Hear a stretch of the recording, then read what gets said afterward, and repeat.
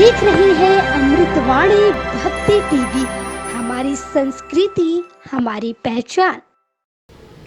बंधुओं, श्री कृष्ण के ऐसा कहने के अनंतर आपका क्या आदेश है? गसुकमाल बोले, मेरा आदेश है, मैं आज ही दीक्षा ग्रहण करूंगा।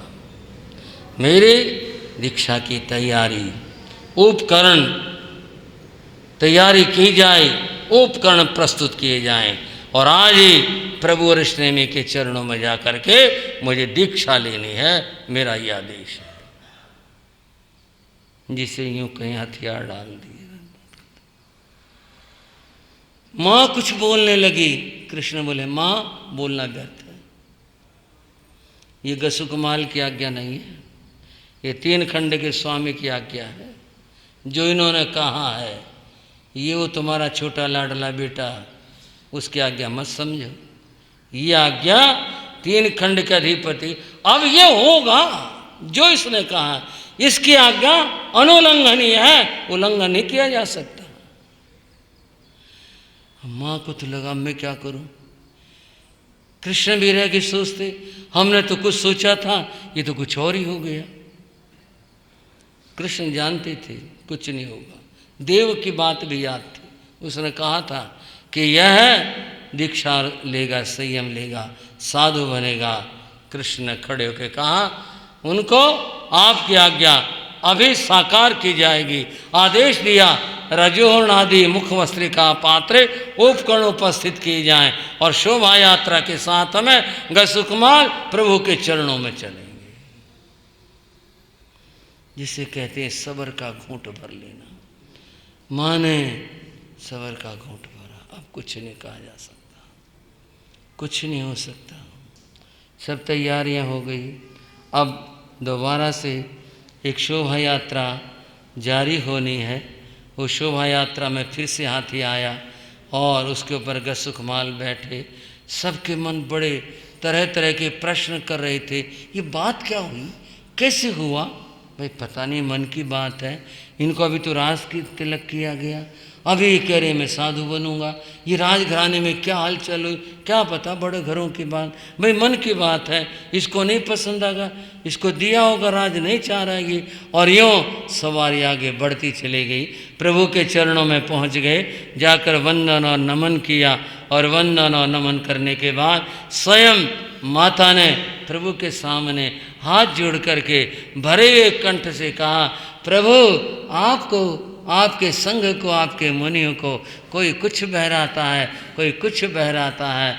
मैं अपने हृदय के इस टुकड़े को मैं आपको समर्पित करती हूँ, मैं आपको अर्पित करती हूँ। प्रभु तो प्रभु थे, सब लोग देख रहे थे, आज्ञा मिल चुकी थी। गसुकमाल अब बाना बदलने के लिए ईशान कोण की ओर जाते हैं, साथ साथ में माता जाती है। ईशान कोण में गए। अब गसुकमाल ने अपने वस्त्र आभूषण उतारने का उपक्रम किया, शुरू किया। माँ बोली, बेटा रुको। तब उसने कुछ भावनाएं व्यक्त की। और क्या भावनाएं व्यक्त की उस माँ ने? एक माँ बंधुओं इतना दृढ़ संकल्प और विचार वाली हो सकती है, ये उदाहरण अद्भुत उदाहरण है और माता देवकी का उदाहरण है। उन्होंने तब जो कहा वो 2 पंक्तियों में मेरे पूज्य बाबा गुरुदेव योगीराज श्री राम जी लाल जी महाराज अपने मुखार बिंद से कहा करते थे। उनकी वो पंक्तियाँ मैं तो वैसे नहीं दोहरा सकता, पर कहने का भाव जरूर बना रहा हूँ। तब उन्होंने बाना बदलने से पहले अपने बेटे को कहा था, कहे देवकी सुन मेरा जाया, कहे देवकी सुन मेरा जाया, नयन नीर भर लाए, मुझ मुझे छोड़ कर और मायड़ी, मुझे छोड़ कर और मायड़ी, मत कर जो भाई। बेटा मेरी बात सुनो, आज मेरे मन को जो पीड़ा है वो एक माँ जान सकती है। तू साधु बन रहा है, मेरी सारी आशाएं और कल्पनाएं भूल उंठित हो गई है, पर तूने साधु बनना है तो बन रहा है। मैं तुझे आज्ञा देती हूँ, पर एक बात कहती हूँ तुझे, वह मेरी एक ही मांग है, वो ये है, और आगे कोई माँ मत बनाना। मैं तेरी आखिरी माँ हूँ, बस ऐसा मेरा कहना है। माँ बनाने का अर्थ कि तेरी करनी में कोई कमी रह जाए और फिर तो दोबारा से जन्म ले, फिर तो साधु बने, फिर उस माँ को रोना पड़े। बेटा ऐसा काम मत करना, बस मेरा कहना ये है। गज सुखमाल ने कहा माँ ऐसा ही कार्य करूँगा, मेरा यही विचार है।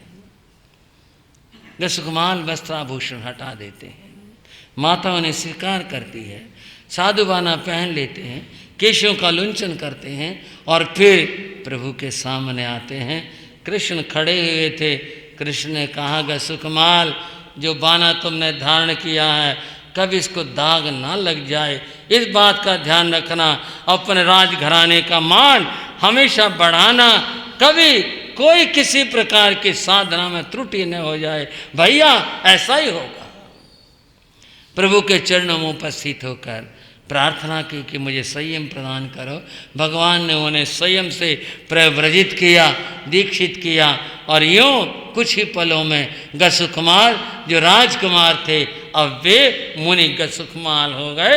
और एक प्रेम भरी श्रद्धा भरी जय कहा, बोलो भगवान हरिष्णेमि नाथ के, बोलो गज सुखमाल मुनि के।